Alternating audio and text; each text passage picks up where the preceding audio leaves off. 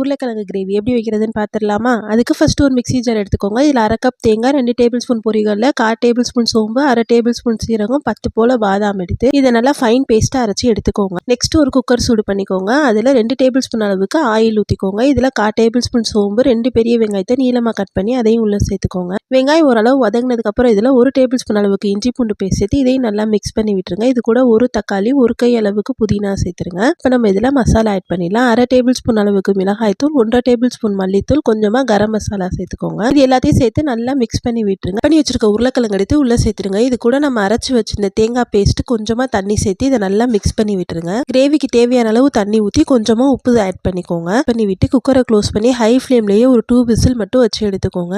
2 whistle கழிச்சு பார்த்தீங்கன்னா நம்மளோட சூப்பரான பொட்டேட்டோ கிரேவி ரெடி ஆயிடுச்சு. இதில் மேலே கொஞ்சமாக கொத்தமல்லி இலை மட்டும் சேர்த்து நீங்கள் சர்வ் பண்ணீங்க. டேஸ்ட் உண்மையிலேயே சூப்பராக இருக்கும். கண்டிப்பாக ட்ரை பண்ணி பாருங்கள். உங்களுக்கு இந்த வீடியோ பிடிச்சிருந்தா சப்ஸ்கிரைப் பண்ணிக்கோங்க.